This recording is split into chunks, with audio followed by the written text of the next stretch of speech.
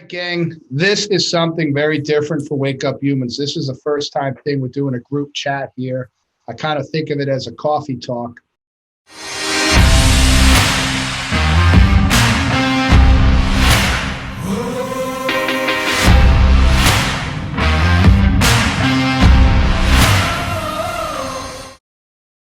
And we did two separate podcasts with both these individuals, Dr. Denise Dopps and Jamie Galperin. And Denise and I spoke first, and then a week later, or the same week, I got on the phone with Jamie. And halfway through Jamie's conversation, my gut, my innate said it would be great to get these two together and just have an open conversation. And that's what you're going to be listening to here.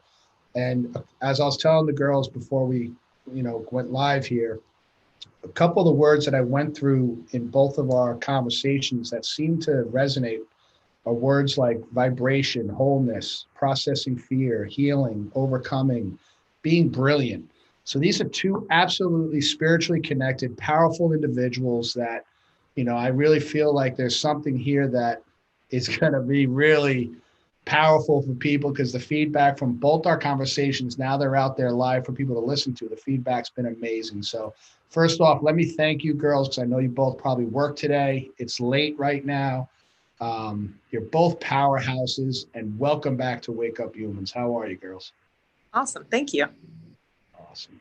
Thank you. I'm good, and I feel good. There's nothing more energizing than getting together and talking with fellow chiropractors about philosophy and health and life. It's empowering and energizing for sure. So I'm happy to be here and honored. It's funny, Denise, because you said in the beginning, kind of like, where are we looking to go with this? And you were talking about philosophy. And I said, let's just, as if we were sitting at a table, the three of us just talking, what do we usually talk about? Philosophy and life and enhancement and empowerment. So, it's like, what else are we going to talk about, girls?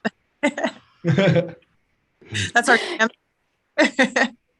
It's what we do. It's what we do. But, here's the funny thing is, I don't think enough people do it. And I think that's why this is so important. So, I think part of it is, because this is kind of like a Zoom thing. As you guys start to share, we'll see you light up, and we'll just give the platform. So, where's your heart feelings, Denise? What are you thinking now when we open this up? I'm just feeling really drawn to just being open and vulnerable about I guess the situation that we're all experiencing in humanity right now, with the pressures of, big government, changes in policy with, health freedom. And I'm also really, drawn to share about, toxicity and, health and where true health comes from. So I don't know how you guys feel about, the current state of the United States and the world, but I feel like we can't come out of this season, and it feels like we're slowing down, but I feel like we can't come out of this season without addressing our health freedom, was challenged here, and what that does to us, moving forward. You think about it, you said as we come out of this season, but it's, we had a young kid come in yesterday, 9 years old, and it was the first time I've seen his little face in 2 years, because they've insisted on the mask. And the mom said, listen, because the 28th is when the mandates, next week is when the mandates lift here.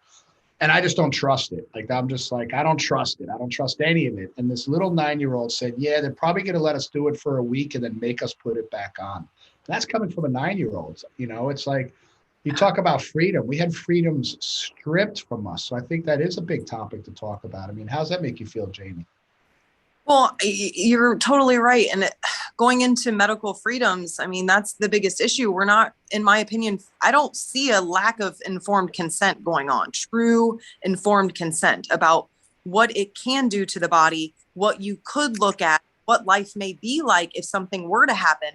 and this is just across the board, regardless. I mean, I feel like this is the biggest thing within medicine in general, no matter what the case is. I mean, do they ever go into how many, back surgeries are actually successful and then give them the percentage? Because I guarantee you most people wouldn't do it, if they did, Right. because it is such a rate. So no matter if you're talking about a shot or a surgery or whatever it is, informed consent needs to be there.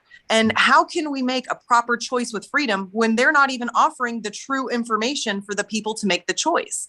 So that's where it goes back to the book I'm wanting to write, where we're inspiring us as humans and as parents to be that doctor, to be that self-advocate, and to be that advocate for our children, because no one else is going to do it. I mean, I can't even believe, and I'm sure you guys are the same, you can't even believe some of the things that people come back and tell you that their doctor said.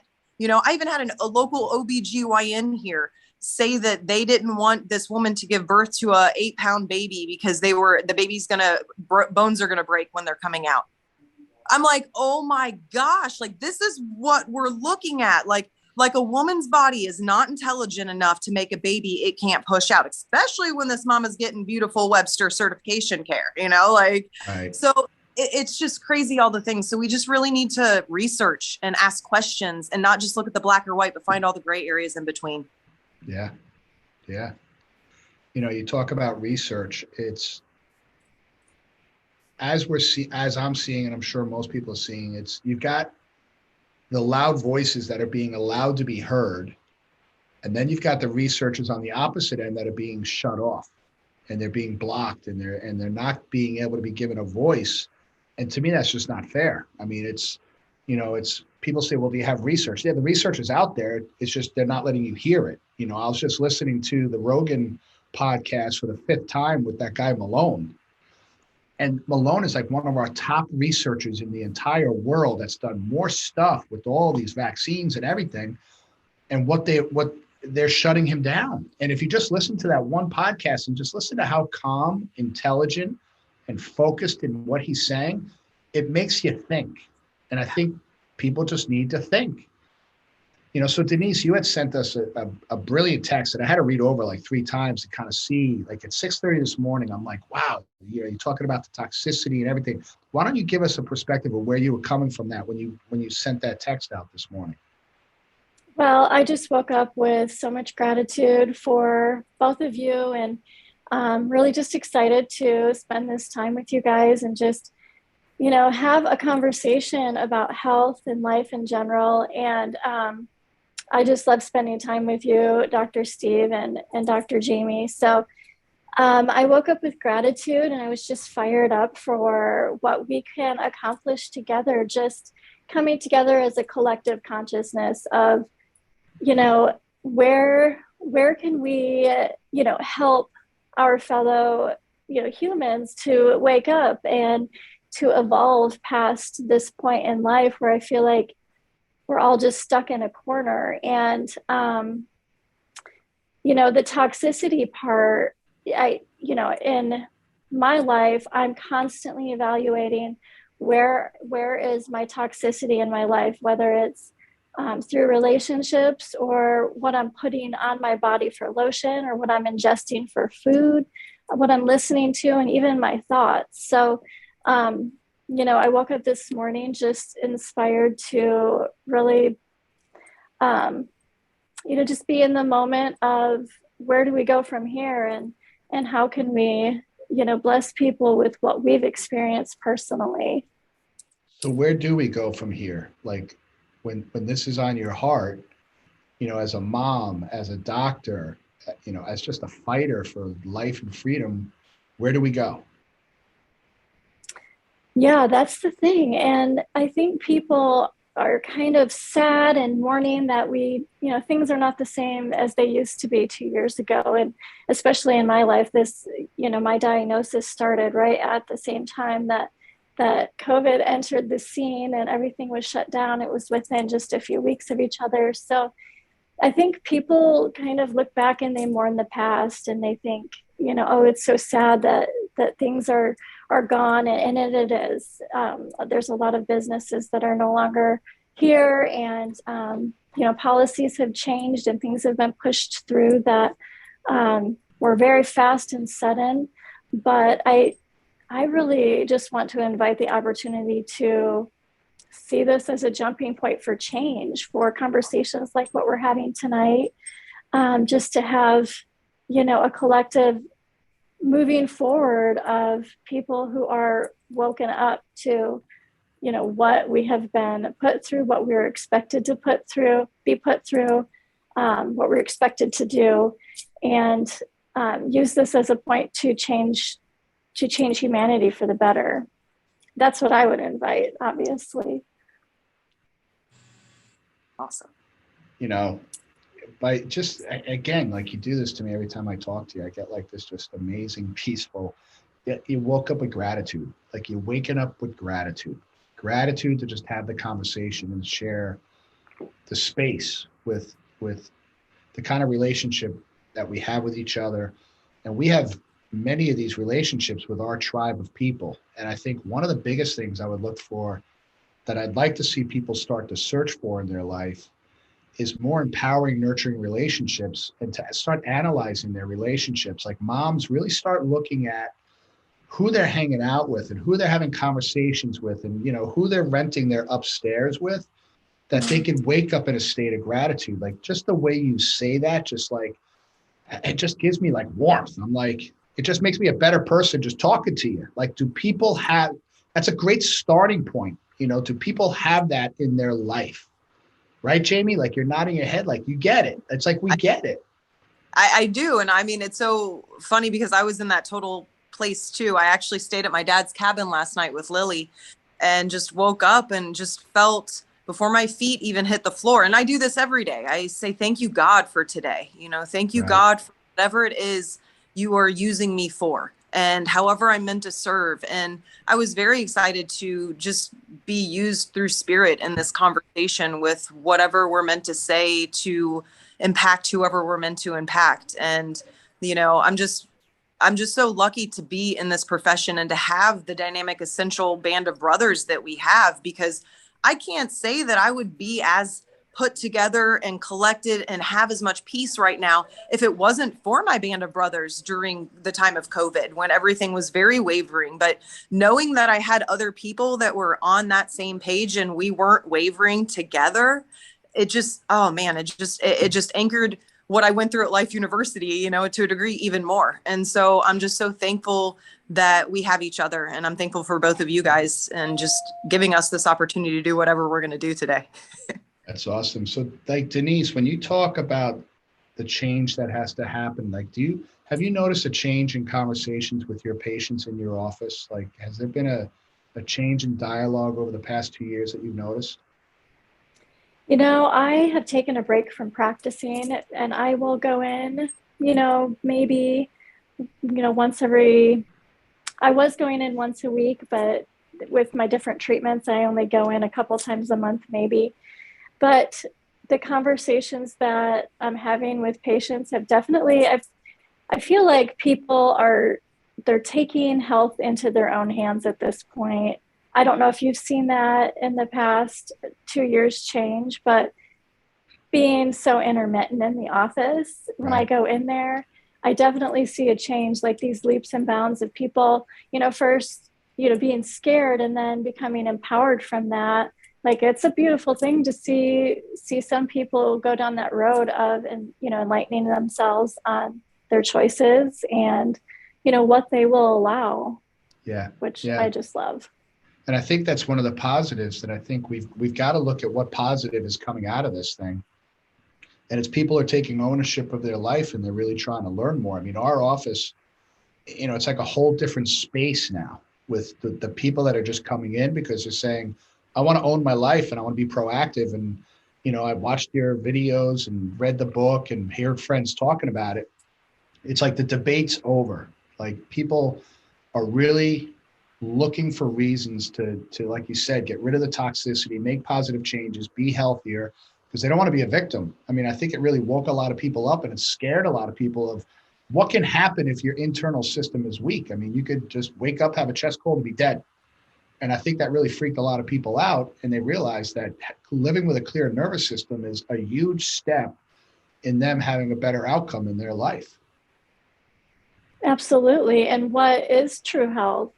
I think that, we've talked a lot about, immune system health and boosting your immune system and getting adjusted, but, that mental health piece that goes along with being, locked up in our house and losing jobs and, sending our kids to school, with their freedoms being restricted. Yeah. What are we allowing in our lives and what doesn't belong in the future? I think that's the conversation, with toxicity that we need to have as well. Like, are we moving into a place of more peace, or is it more restriction and more fear? Yeah, and I think that's where we have to collaborate as a society, is because one of the things I want to touch upon before it leaves my brain is what the CDC guidelines just came out with childhood development. I don't know if you guys saw that, which to me, because they just set back all the expectations for when a baby should crawl, when they should be walking, when they should be talking. I mean, they basically just came out and said the kids are neurologically not developing like they used to. They're slower. They're not walking as quickly. They're not talking as quickly. And we have no expectation for them to even crawl anymore, which is absolutely insane. And what that tells me when I look at this and I hear this is, here you got these brilliant minds are saying everything we've been doing to these children has been slowing them down and hurting them. And I think if we look at what's happened in the world over the past 2 years and who got ill, who got sick, who turned to alcohol, who ended up divorced. It's like, well, where was your life when the stressor hit, and what's your outcome? And are you going to maintain that lifestyle, or are you going to change it and take a hard look in the mirror? For me, I woke up and I realized I was just working, parenting, and not taking 100% care of myself, that I woke up and I said, all right, I'm going to make a drastic change. It was actually February this time last year, and I lost 90 pounds. I just said, no more. Like, I need to be a better version of myself. If I'm going to keep leading, I got to be healthier and stronger and more vibrant. And by the grace of God, it was like, I look back now and I go, wow, I'm a better version of myself than I was last year, this exact time. And I feel like if I look at men particularly, to say if men could wake up and just say, where am I weak and where do I need to take massive action? And it took the woman in my life to be able to say, here it is. And I listened. I didn't say, oh, shut up, don't do this. You're my wife, you're a pain. I said, Tammy's right. I got to listen because she loves me that much. And women, I believe, are more spiritually connected most of the time. Like, they're more, they're waking up with more gratitude and they're just more peaceful. And they bring like us gorilla men into a perspective of just, hey, baby, chill out. You got this. Like, you guys have like a peaceful way about you. I mean, I think that's part of like the big, like, your voices can lead people to this. I think that balance of the masculine and the feminine is becoming so important these days. I think it's not just about, muscling through something, but there's also like a bit of a finesse. It's that yin and that yang. I'm a whole lot of yang. I'm very like peaceful, and I can take a step back and take things slow, but I sure do need that yin in my life to, energize me and to, motivate me. And I don't know, Dr. Jamie, do you feel that as a woman now that there's never been a better time to find that balance and to support in that way, that feminine way? And I'm kind of opposite in that sense, where I'm more of that yin, like man, masculine. I was with like all boy cousins, and I'm, an only child for the most part. So I have more of that. So I've been through my journey with Sophia and my daughter, I've been able to find more of that peace and just create more of that balance and simplify.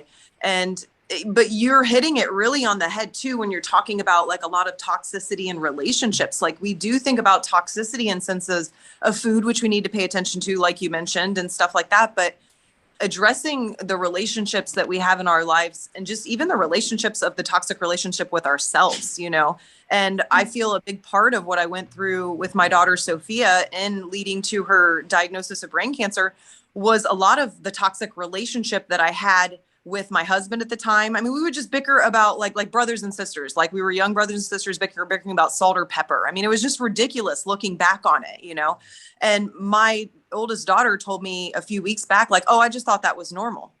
So here we have my child, and I'm a chiropractor. I'm more conscious, connected, all this stuff. And he was from that family too. You think we would be able to set that better example, but yet we were creating so much toxicity just because we couldn't integrate ourselves, and then we couldn't integrate each other. And I had this feeling throughout my pregnancy with her that I needed to protect her more from this. And so when she had the diagnosis come up, I was surprised, because of course it's nothing any parent ever thinks is going to be their reality. But when I reflected on the choices and things that had happened, it wasn't just a matter of, oh, I fed her all organic foods, I didn't give her any medication, she had organic cloth diapers. There was more to it. And I've been really looking at that stuff more and more over the years, and just honing in more on creating that peace and calmness and love within ourselves, because we can push this stuff aside until we're blue in the face, and then it'll hit us later and we're like, wait a second, now I'm having to choose. I don't have a choice to look at it. I'm being forced to look at it. And then it can be even scarier because we don't know what caused it in the first place, because we just push so many things aside. So, and as through cancer, it's not just a matter of, okay, let's do this one thing. It's a completely unwinding journey of this dark rabbit hole that leads to light, that leads to frustration and another trail. And there's just so much that people don't even understand. They understand chemo, radiation, but they don't understand anything in between there. All of the spiritual work that you've had to go through, things I tried to figure out. How do I do that with a 2-year-old? So it's so different when you look at things from that aspect of, let's tend to spirit, let's take care of spirit. And because that's really what's leading to the physical aspects of what we have in our body, especially according to Louise Hay, and 96% of the things we experience emotionally show up physically. Yeah, that's an amazing study that she has. I always find that, and it's so accurate. I feel like that everything starts in the energetic and it manifests into a physical reality.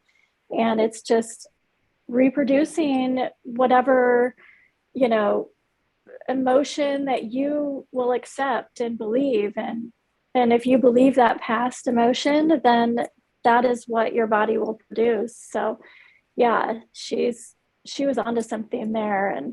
And not everybody can draw a line in the sand and lose 90 pounds, to take, control of their lives like that. But if you can do that, that's just, you're freeing yourself of, physical strain, but there's also like an emotional and a mental part of that you can't deny either.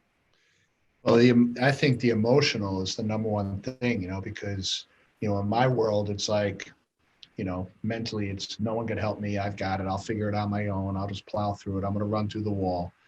And, I literally woke up Super Bowl Sunday and I said, I got to make a massive change, So literally Super Bowl Sunday, I was in Tampa and I got shit-faced. It was like my going away party.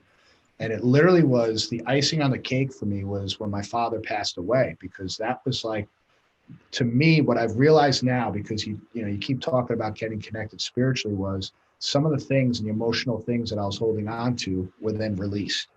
And I realized that, enough's enough. And it was like, I'm just going to go out with a bang. And that was Super Bowl Sunday.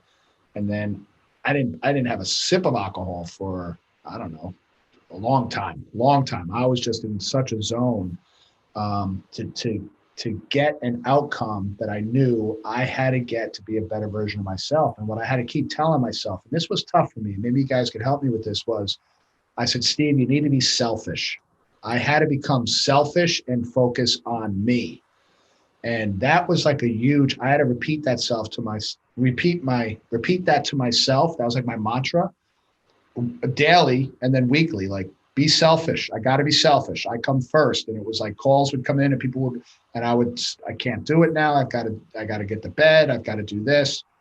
I feel like there's something there that you guys can expand upon. Gosh, I just want to point out that you were calling yourself selfish for taking care of yourself. And that's, the pressure put on to men. Like, if you're not working, it's selfish. If you're taking any time to relax. And I just hate hearing that word come up with self-care with you. Mm. That's one thing I noticed, that, and that I'm sure that crosses over into women too. Like, self-care time for moms, especially when that's just doesn't happen. And it can feel selfish. Right. I think too, the self part is right, but it needs to be transferred into self-love, because at first we think we're being selfish because we're that servant mentality constantly. Give, love, serve, give, love, serve. And it doesn't matter if it's our participants, if it's our spouse, if it's our children, if it's anybody needing help, we put ourselves on the back burner typically. And so in that, we look at it in the beginning like, I need to be selfish. And it's okay if that's what we need to say to ourselves to make us make that shift.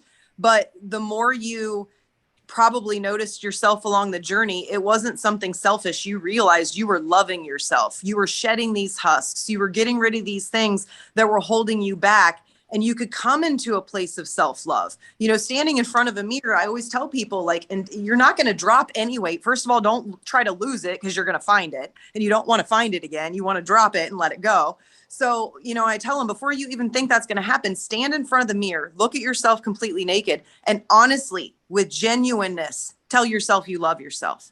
Thank yourself for what you see, regardless of if it's what you want to see or not, because you know you're going to change. But until you can love yourself in that moment, it's all about self-love first. Because if we don't love ourselves, I'm going to choose a cupcake over a piece of fruit, you know, and not that the cupcake isn't good. Sometimes you need to have the cupcake, and that's a form of self-love too, but you don't need the cupcake every night, or, you know, two to three of them or whatever. You know, there's that balance, and you found a good balance for yourself. And if we can just try to shift it into that love aspect, and even how Dave Sarnoff, you know, God, my health, family, chiropractic.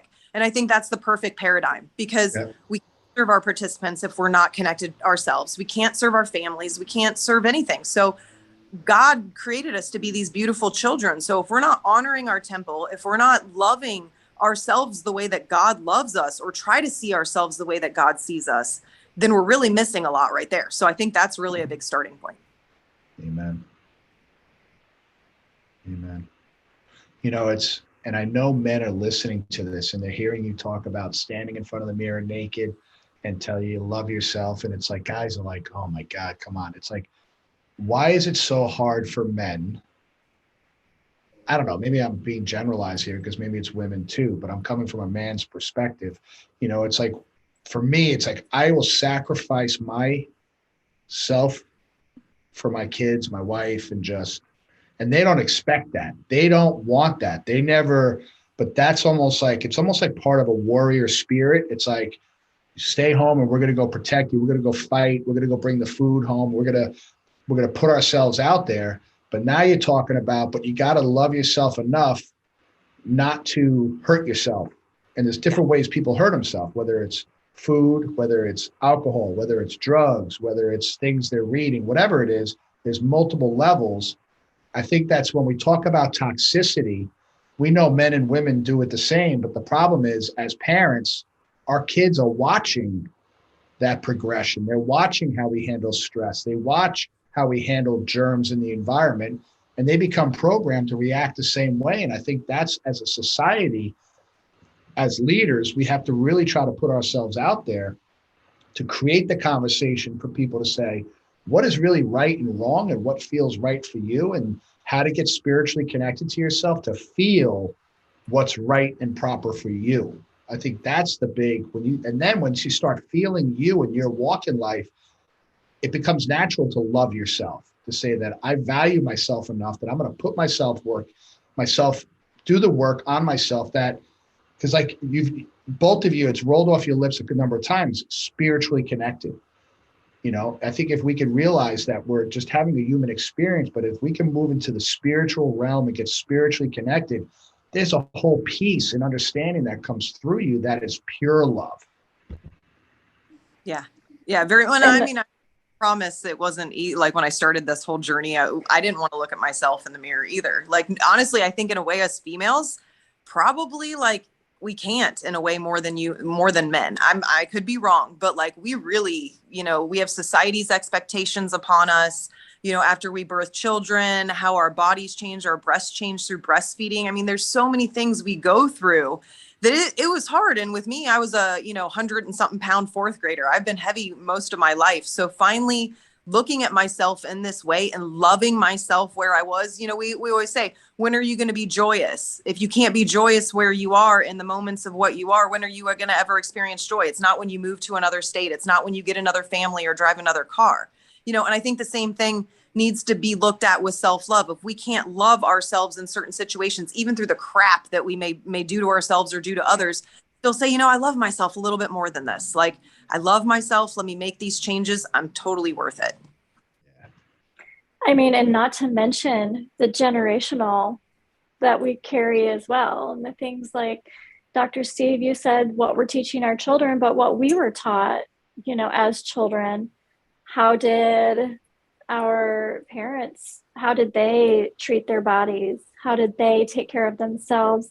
And what toxicities did they allow in their lives that, you know, translated into ours without us knowing about it? So it's just unraveling, you know, this like human experience that they've had, that they've passed on to us, and that we've just accepted, not knowing any different.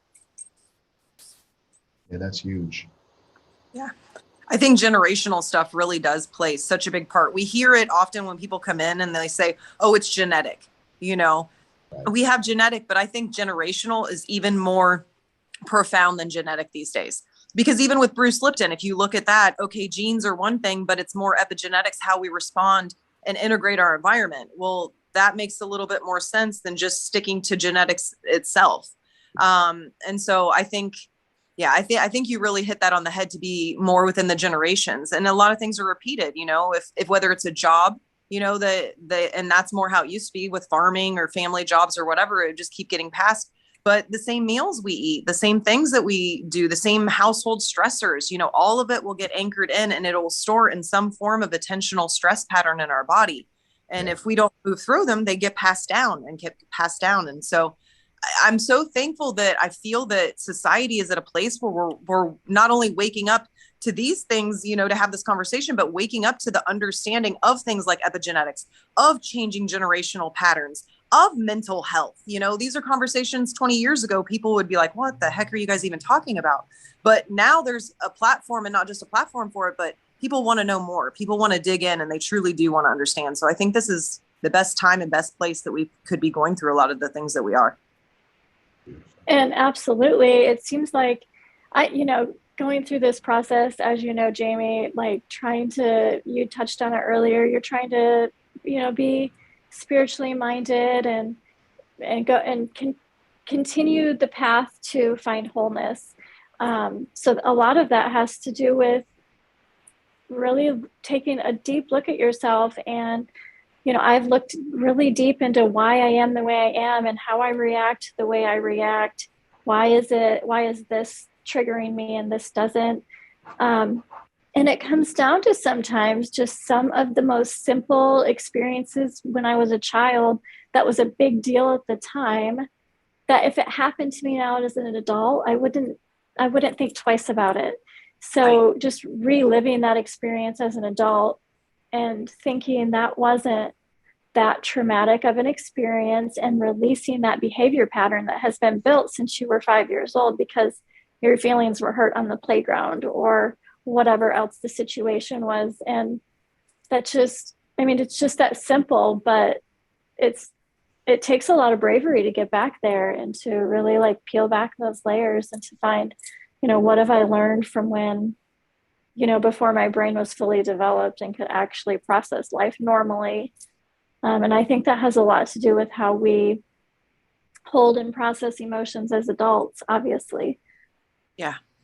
There's so much information out there that I chuckle in not a very entertained way, but like everything goes back to the nervous system. Everything goes back to stored subconscious patterns and consciousness and how we integrate things. And it's just like, it doesn't matter if it's the most, you know, blown out, you know, best related medical article. If you look at all the things, it always goes back to like the nervous system and holding those things. And it's amazing, the journey. We don't really realize, no matter what the diagnosis is, once again, two people don't know diagnosis, you know, no matter what it is that they want to put in that box, there's so much more depth to it. You know, like like we know that the things that get stored, the things we need to move through, the things we need to look at, what past agreements in our lives did we make that really don't work for us anymore? What have we lied and told ourselves just because it was safer in that moment? And now we're not in that same environment anymore. So there's something else that could be a little bit more safe, which obviously would be if it's creating a stored pattern. So it's just amazing that we can start to understand how to unravel all of these things to be the most dynamic human beings we possibly can, and to support each other, you know, through the process, and to give each other tidbits of information to kind of open more doors, you know, for greater paths for each other. Absolutely. You know, funny experience today I had. My daughter Brooke flew up to Connecticut the other day to visit her best friend and spend some time. And her friend had a soccer game at the facility that Brooke used to play at. And my kids grew up in this facility. I mean, we lived there. You know, Sierra played there, Brooke played there, Kane, and there's outdoor fields and indoor. And she had to go indoors. And she said, Dad, it was really weird. Now, Brooke is 16 years old. And, you know, this is a nice experience, but I'm going to make a point because you keep talking about the nervous system and the neurology. And I said, what? She said, it's just the smell of the place. I said, what about the smell? Did it smell disgusting? She goes, no, the smell just brought back so many memories. So now we've moved to Florida. She's away from here. Now we come back to where she grew up. She said, it's kind of weird being here now. And now she walks into this building and the smell, because smell is your number one sense, right? It's the strongest sense, but it'll trigger people's neurology. It'll trigger emotions. And I tell patients all the time, you know, you could go in and smell a cologne or a perfume and it brings back a childhood memory. And if it's a bad one, you could be having an amazing day. It now triggers stored patterns. You kept saying that, Jamie. It'll store, you know, it'll create those patterns that then set people off into a toxic rhythm. You know, it'll set them off on a path and they don't know what's wrong with them. And, you know, they show up at our office and now we're bringing them through this. So I kind of experienced with Brooke. I was driving her to the airport. She was flying back today. I said, well, what did you feel? Were they good feelings? And she said, well, yeah, but it was just weird. It's like, here's this baby girl. She's processing this now. I said, Brooke, this is going to happen to you the rest of your life. But if it's a bad experience, you can't let it ruin your day. You got to confront it and say, what was that all about? But your sense of smell triggers your neurology and hidden emotions and things that are going to be with you the rest of your life.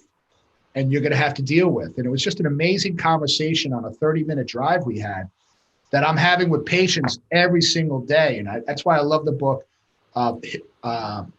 Molecules of Emotion by Candace Pert. She talks about this. And I want to get into Louise Hay's study that you both reference. Is her study talking about this? I mean, what was Louise Hay's study that you guys were referring to? Her book, You Can Heal Your Life. There's even a chart in that book, like a few pages long, that, like, for instance, a child that is suffering from asthma, there will be an emotional cause. And if you look at the emotional cause, usually it's a mother or a parent that mother, and they can't breathe through that. So that's just one, a mother, you cut off, a mother or parent that what? Is smothering them. Like they can't, they're just overprotective and, you know, always on top of them for something.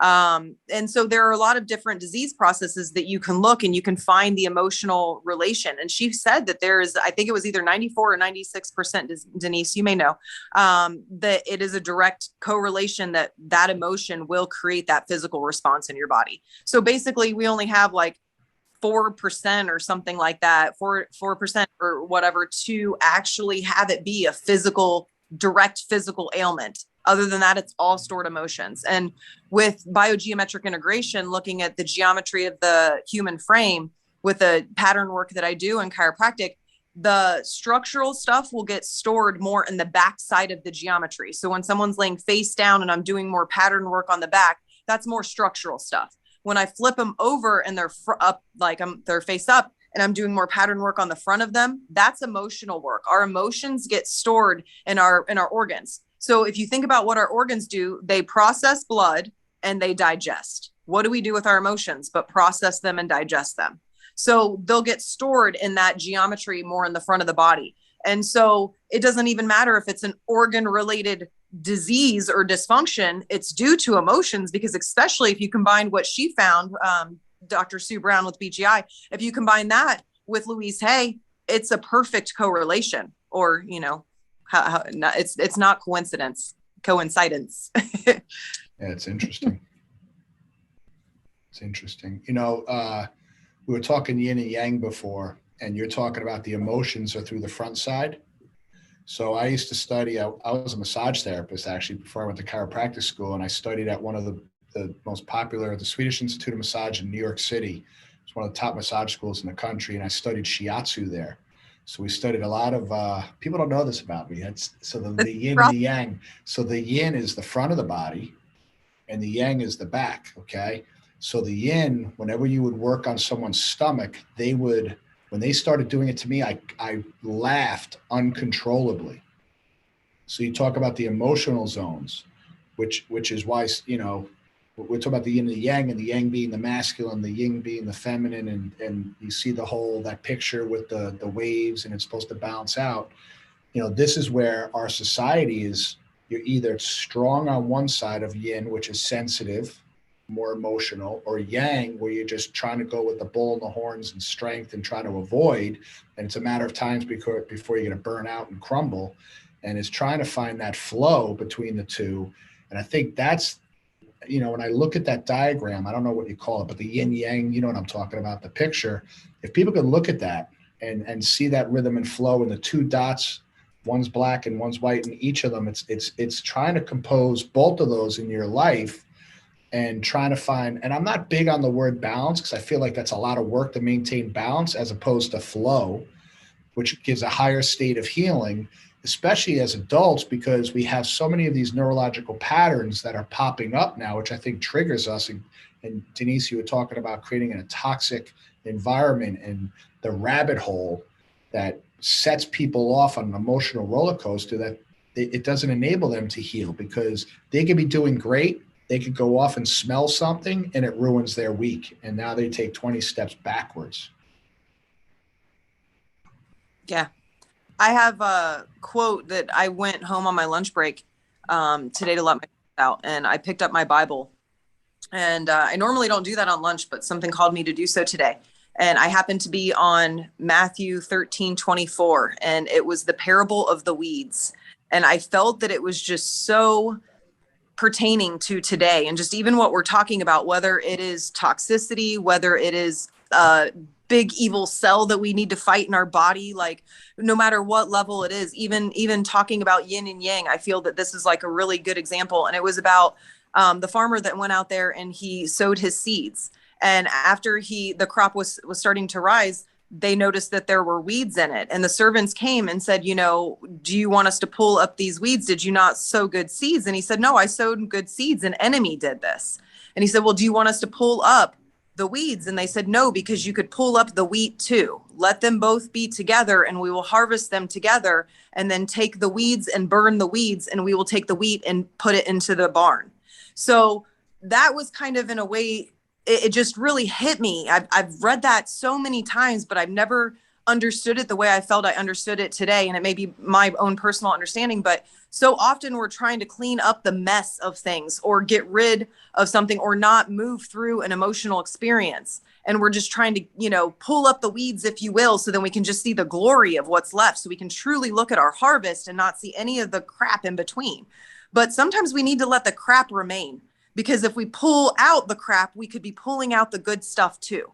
And so sometimes we just need to settle and just let God do his work and manifest in our life, and just trust the process. And, I agree with you on that with balance being that challenging thing. It's like a constant to-do list, whereas when I look at things like this, like, it's okay. Sometimes if we have a little bit of the darkness with the light, it needs to have a coexistence. We need to have it for coexistence versus balance, if you will. But I just wanted to share that because I felt Spirit really called to me on that quote today. That's awesome. Yeah, that's perfect.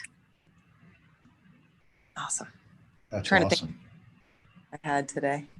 Matthew is very interesting to me, because, one of my favorite verses is Matthew 21:12, when Jesus went in and flipped the tables, because it's, I feel like you don't have to be a believer and be a pushover, a wuss. Sometimes you have to really stand firm for what we believe in. But Matthew's been coming up so much. Like at church, it seems like every other verse they're talking about is Matthew, Matthew, Matthew. Like I got to really study Matthew more and see like, what the heck?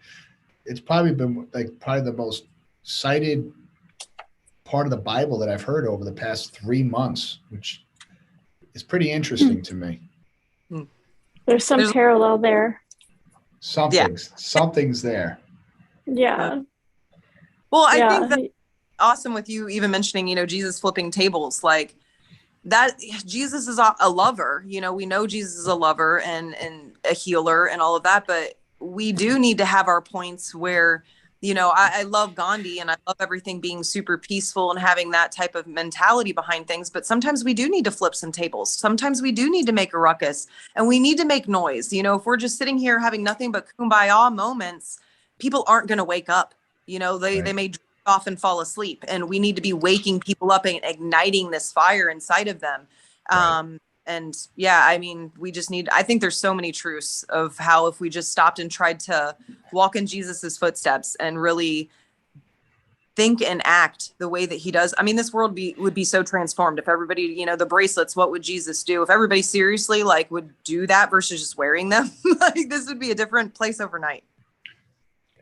Right. And I think that the component of having that strength and the guts to do something like that is the key, because it's easy to be kind and love. And at least I find it easy to love and be friendly and compassionate, but, to stand up and to, have guts and face, Goliath, so to speak, that's a big component of living a purpose-filled life for sure. And especially, the dynamic essential life. Yeah. It's challenging because, as when we have people come in these days, you don't ever want to say anything that could put them down or make them feel wrong or shift their vibration to anything of negativity. I never want to do that, but I've been noticing more so through everything that's been going on in the world, I have more of an unapologetic truth to them. And I say it from a place of love, even though I'm sharing the truth versus just okay, well, if that's your journey or if that's what you're choosing to do, I'm just saying, well, I need to tell you this and I need to share this to you with love because they might not know. Or maybe sometimes we need to hear things the third time or in a different tone or by somebody else. Maybe they've heard it 100 times before, but if I say it this one time, it may completely resonate with them. And so I'm thankful for the way it's making me wake up as a practitioner to be able to give my people the best and stop trying to just pamper their feelings, if you will. I don't always want to just tell anybody whatever they want to hear, but at the same time, I might bite my tongue on a few things. And I'm not doing it as much now as I used to because they're worth me speaking up. It's not about my comfort level. It's about their life. Yeah. I think they created a narrative at some point that we're all in this together, and which means that we're all supposed to be just kind of going along and just shut your mouth and we're in this together. Just everyone do what they're telling us to do. And that was only supposed to last a couple weeks. And what's happening now is we're waking up 2 years later and people are whispering. They're done. And I think it's time to stop whispering. It's okay to have the weeds and the wheat coexisting and let them experience their thing. But at some point, the wheat is kind of like, hey, I'm the fruit of life. The weed is going to choke off and kill. And like you said, at some point, we're going to divide them and it's got to be burned out. Not to say we're going to burn people out, but right. The truth will set us free. And what can we learn from everything that's going on? And I could tell the conversations, if you think of the conversations that were taking place, 19 months ago compared to now, how people have shifted and now they want leadership and they're starting to say, all right, I'm humble enough to realize that we need to change and what we need to do moving forward, which is, living a purposeful life and living in purpose and living in spirit. And we've allowed them to push God out of schools, God out of our life, taken away. Don't talk about God. Don't talk about faith. Everybody has their way. But now look what's happened. Churches have gotten weak. The they've shut down, and they're just listening and being good boys and girls instead of saying, all right, enough's enough, people. Like, you got to wake up and have faith. And if you don't have faith, you got to find faith and take action to be stronger, healthier, vibrant human beings, because that's how God created us. And our voices, I think, have to now step up and just be a voice of truth. And you don't have to be angry doing it, but you just have to speak it. And I had a conversation with a friend this morning whose friend's in the hospital dying right now because he had a reaction to one of the shots. And he's very upset. He's very angry. And I said, you can't get angry. You can't control the guy, what he's done, but we can control what people are deciding to do by sharing his story and saying, guys, this is real. This is not fabricated. And we just have to find a better way, because this way is not working. Like, we went from 2 weeks to 2 years. It didn't work. Kids are sicker now than they've ever been. We've got more kids with autoimmune disorders, ADD, brain damage, asthma, ear infections. They're not walking as fast. They're not talking as fast. That now we're saying that's the new normal. And now we're going to push off all of their statistics on when they're supposed to do this, instead of saying time out. You can't just change that overnight. Why are we accepting that as normal? And as doctors, we could say there's a better way. We got to teach that better way. And, people that are fighting for their life to say, don't be a victim and just do everything they tell you to do, but find a balance of both worlds, like we've all had to do to embrace it, find peace in it, and now fight to be stronger. Yeah. And it's tremendous, because it goes back once again to informed consent. If they properly gave him consent prior to this, it may be a very different outcome. But when they're not sharing the truth of what can happen, then people are being blindly led. And I hate to say that. And thankfully, people are, waking up. And I truly believe that, as we've mentioned, intention can be everything. Like, I believe someone could very well eat a cupcake or inject themselves with something toxic. But if their mentality is all about love and acceptance, and they have total belief that that is what is the best thing for them, it could do brilliant things for them. I truly, truly believe that. Whereas someone who is fear-based on what that thing may be, then when that thing enters in their body, it will create a negative effect, just because you're already creating that expectation in your mind. So, people have made these decisions, just like Peter Amlinger said, a few calls back on the Band of Brothers. People are making decisions that are value-based decisions. And so some people have chosen to do this so they could see their family or keep their job or whatever it is. But if people are choosing to do so, I just really ask that they go in and come from a complete place of love and peace, and properly educate themselves on every single aspect they can. I unfortunately lost touch with one of my best friends that I had been one of my best friends since age 19. And we had a disagreement on vaccines well prior to anything COVID related. And she was getting ready to have her firstborn. And I had a dream that her son had a reaction. And I told her, I said, I don't think this is a prophetic dream. I don't think that's it. I just stewed over whether I should tell you this or not. I didn't want to bring this type of worry or stress upon you.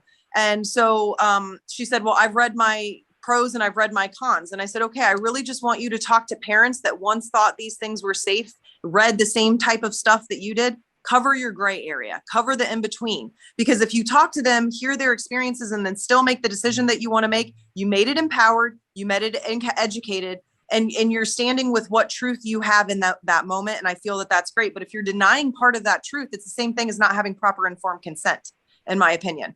And so she went ahead. We ended up having a falling out after that conversation, didn't talk to a few years. And thankfully we became friends again.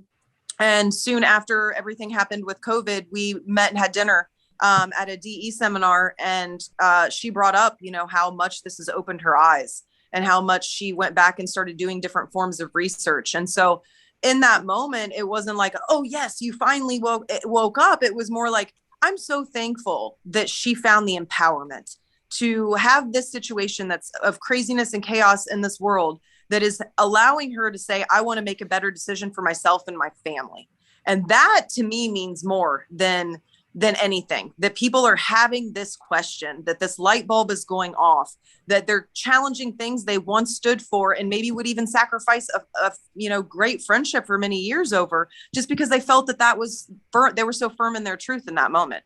So, I think that we can work through a lot of the stuff, but we have such misleading things when the CDC says the number one cause of disease is heart disease, number 2 is cancer, and number 3 is respiratory distress. And we know as healthcare professionals, number 3 is the cause of it's medicine itself. The CDC doesn't report that because medicine isn't a disease. So they will throw in or respiratory disease, and then they just kind of throw it under the bus.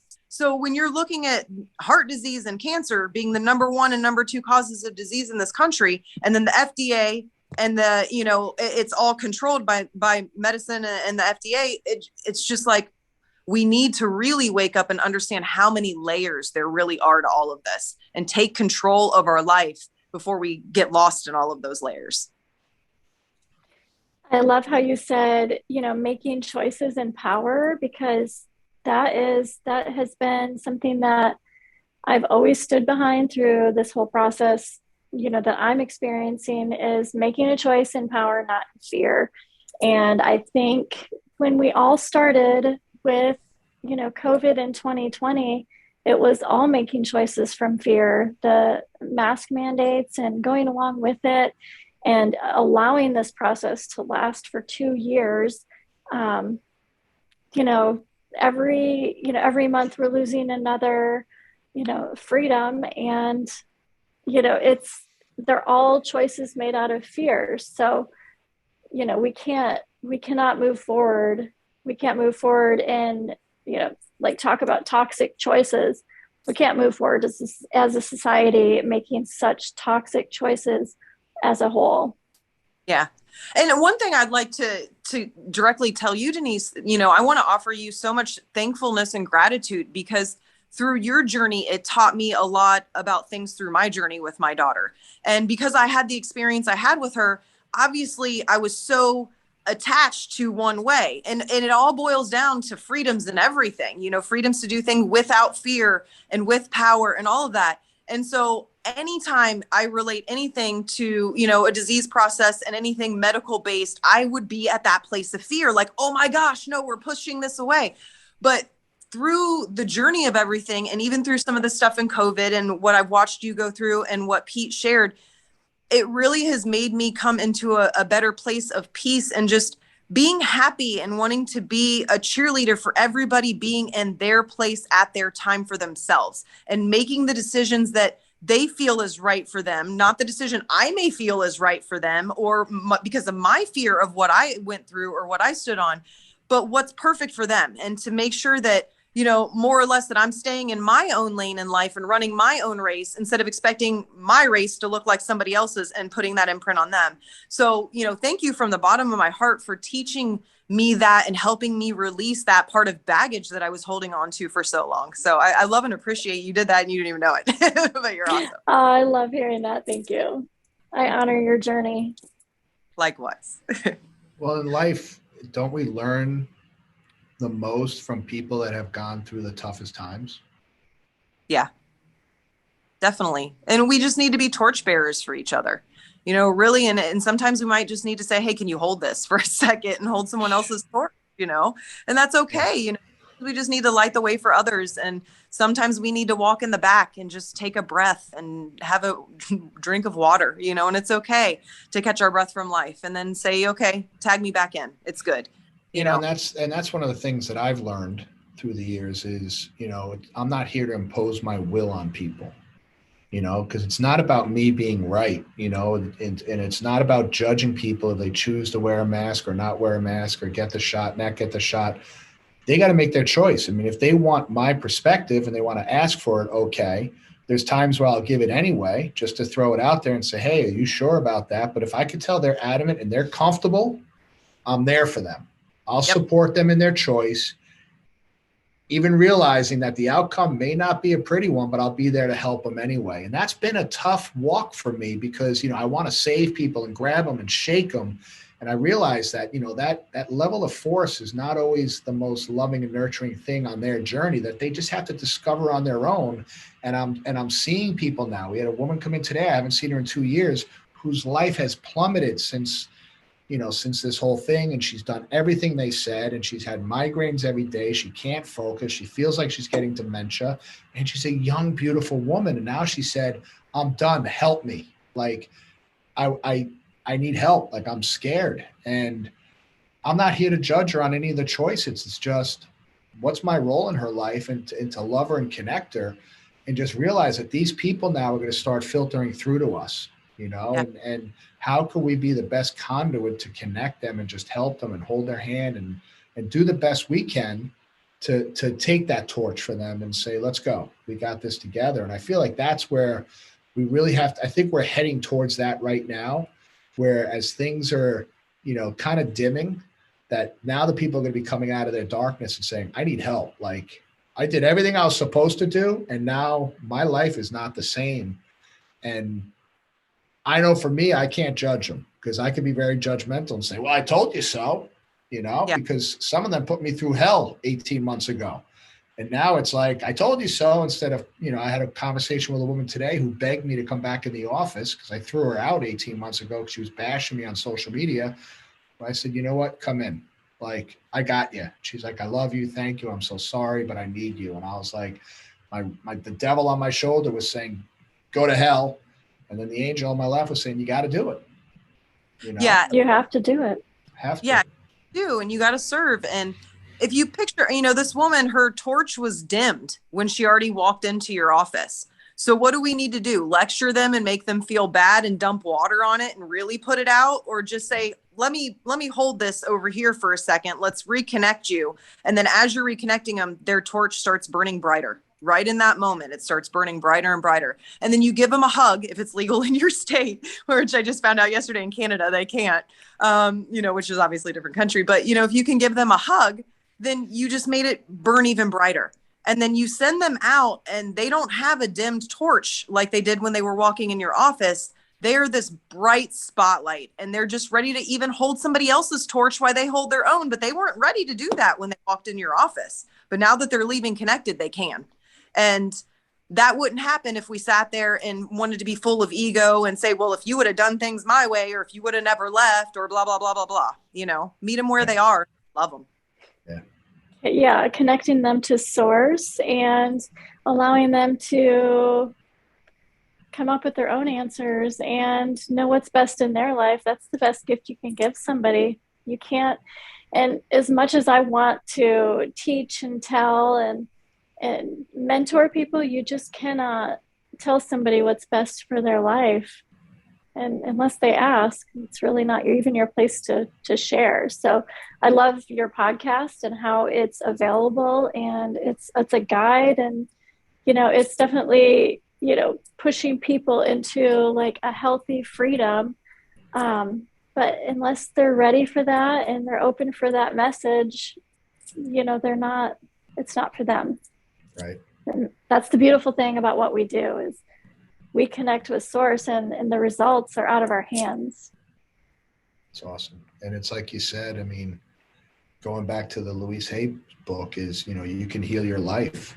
And I think it's just letting people know you can heal your life. I mean, it's going to take work, and we're here to guide them because we know a beautiful path to help them, but they gotta wake up and say, I want to heal. I mean, a lot of times I go in a room and I tell people, do you want to be better?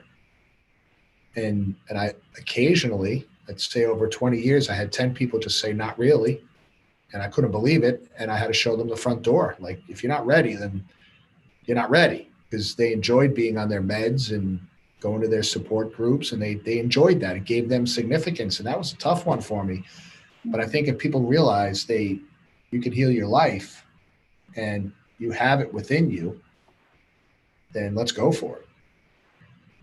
I think it's challenging for people. Like, we understand this because we live this principle, but when people don't feel that they have anything to anchor to help them heal themselves, they're just kind of floating in air, or they don't understand the chiropractic principle. They don't even know that there's an intelligence inside of them that is so amazing that will take a peanut butter sandwich and turn it into a lung cell if that's what your body needs that day, or a muscle cell, if, a leg cell, if that's what it needs on another day.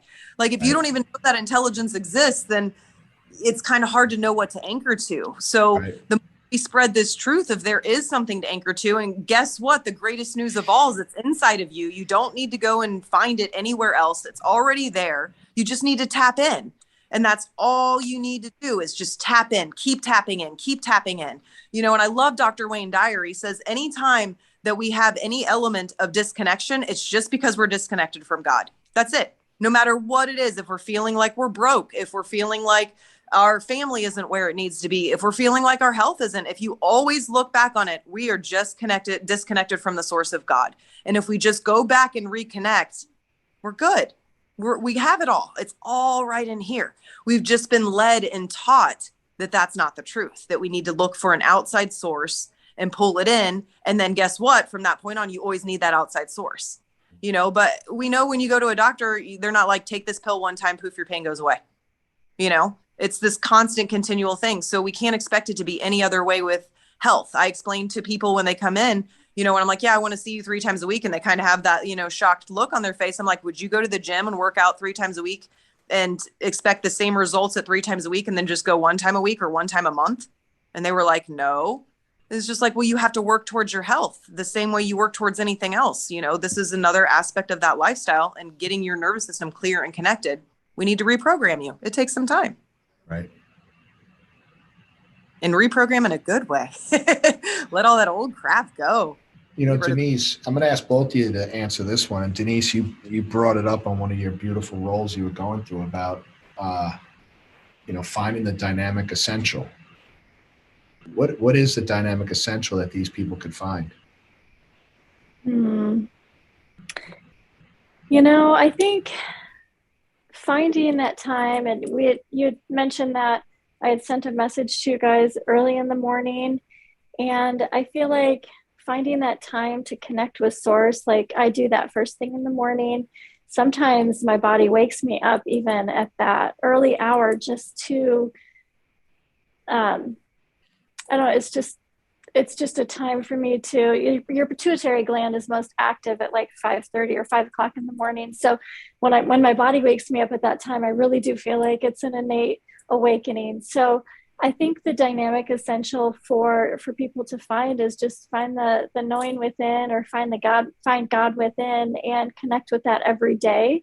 And I always watch the sunrise, and I, say a prayer that I make good choices that last generations today. And then at the end of the night, I close the night with a meditation of, reviewing my choices and,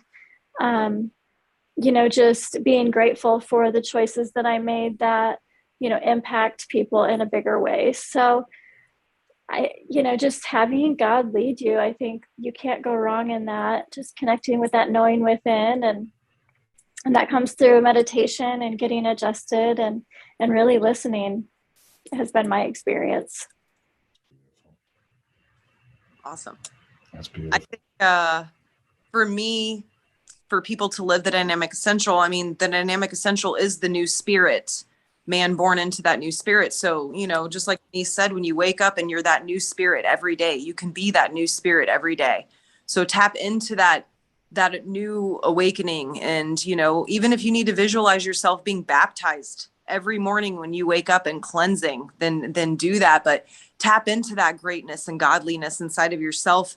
And then look at who you can serve with that greatness. Look at how you can see somebody else smile or make a difference in their day, and do it just to do it, not do it because you want to thank you or, with a gift or anything. You just do it to serve. And the more you know that you're just serving out of your own abundance, then you will truly see your life transform. It's impossible, in my opinion, that it doesn't. I'm living proof. I think both of you guys could testify that you're living proof as well. And we have countless people. So if we can just tap into the greatness within and then serve from there in whatever capacity that may look like for somebody, just do what is within your means. It might not be working at a soup kitchen. It may just be writing somebody a I'm thinking of you card. Just finding whatever you can do to reach out and just honor that sacredness in somebody else when you honor the sacredness in yourself. I think that would be the best thing that we can do to live dynamically and essentially in this world. It's awesome. And you guys, I think as we start to wrap this up, because you guys are, this is something that someone could listen to over and over again and just pick up so many nuggets. I've run out of room on my paper here to connect with. And I think one of the biggest things that's dropping in with me is my prayer for people is that they can attract people like you in their life, in their immediate life, that they could connect to on a regular basis. And my challenge to mankind right now is to challenge the word spirit. What is spirit? What does it mean to be connected to your spirit? Because we can talk about it and it rolls off our lips. And my gut tells me there's people out there that really struggle with that. And they're struggling with this spirituality and connecting to the spiritual self that we so easily talk about, because you could tell you talk about Wayne Dyer and Louise Hay and all these different books that we've all read. Not everybody's, we take it for granted. Not everybody's read this stuff, and we have been challenged into reading these things because we've been in a dark place. We've been diagnosed with things. We've had to fight out of our darkness and our emotions and things. And there are people that are in these realms right now that if they stop and just realize, stop the chatter, the self-doubt, realize that you can heal yourself, but you got to come from a spiritual place. And the meditation, I think, for people that could really help them right now is, what does that mean? What is a spiritual place? What is spirit? What is God? Is there a God? What is my spirit? Which was one of the biggest meditations that I had to walk to in my life. And that's when you're able to say living that dynamic essential and finding that spirit within and letting that guide your force through life just makes your walk in life much easier. So let's give you guys a couple minutes of a closing. Let's close this out. We'll start with you, Jamie, and just kind of let's bring this all together. And what's your heart space telling you? Really, it's kind of based on something you just said. In closing, what if we started looking at things from a spiritual prognosis versus a physical prognosis that they give us? Because if we realize and can understand that the things that we store emotionally manifest in our physicality, so our spirit is creating that reality in our physical being, then we need to really look at things from a prognosis of our spirit. What is our spirit capable of healing, and what does that timeline look like? Because you know what? We can't heal our spirit in a month from something that happened to us tragically as a child. Let's be realistic. And so let's look at that. And I think that if we could merge those two things and ideas together, when it came to, a diagnosis of something like Denise and I have both had through our life of cancer, me with my daughter and her more personally, well, what would that prognosis look like? All of this information is based on physical stuff and medical ways, not addressing things from a spiritual place and spiritual ways. So what if somebody, went to a practitioner and had what would have been called a terminal diagnosis at some point, and instead of them saying, you have a few months, and then we all know the power of the psyche. Some of those people will go home, think about, I have a few months, and then really they end up only having a few days to a few weeks because that power, that it got in their mind and they created more of that reality. But what if you had the conversation and it was a little different and it was like, okay, let's work on this for 2 years. I don't see why that's not an illogical conversation. Let's work on, spirit is something that we know we work on for eternity. But if we were to at least say, okay, with this one thing, let's give it time, because we know principle number 6, it's all of our least favorites. There is no process that does not require time. So let's give it the time that it requires. Let's give it the ability to connect to spirit, because we know it's not just physicality. And so I think if we could just start to even think about that a little bit different when we have a challenge in our life, what is my spiritual prognosis versus the problematic prognosis? If we can look at it from that different perspective, I think we could really tackle what I like to call SOULutions, SOUL, SOULutions to a situation, instead of just having something that we think will fix it. I want a SOULution. I want it to have depth to it. I want it to actually change something long-term and more profoundly within my spirit versus just, okay, blocked. I pulled the batteries out of the smoke detector that's going on, but off my house is still on fire. Let's change that. That's awesome. Yeah, and I have to piggyback on what Dr. Jamie said there. I feel like we're thinking along the same line, because here in the physical realm, things do take time, and every process takes time. But in the emotional and energetic field, there's no time needed. It's God's timeline, right? So I would just invite people to maybe take expectations off of how the miracle or how the gifts are presented in your life, whether it's, a, sudden healing, or, you're trying to manifest, a different job for your future. I think letting go of that expectation of the physical, of how that's physically going to happen, that's key there, because it is in the spiritual that you're making it happen through, your thoughts, and through, working with the flow that we had talked about. That's all energy, and how that processes and flows down into a physical form. That's where you got to step out of the way and let God do that work. Let God do the work. Imagine that. Listen, ladies, I'm glad we did this. I enjoyed it. You guys enjoy this? Yeah, it was fun. Great time. I appreciate your time. I know it's late for both of you, but it's like you guys brought it. You spoke from the heart. And I really look forward to people listening to this and getting to know you two on a deeper level and helping them on their journey. And, feeling free to reach out to you guys if they need to discuss or talk. And I think that's where humanity's going, and leaders like yourself can really help people and help them along the path and get to where they want to go a lot quicker, because they don't have to feel alone. There's beautiful spiritual beings around them that are willing to help them. So thank you. God bless you. And I appreciate both of you. Thank you. Appreciate and love you. All right.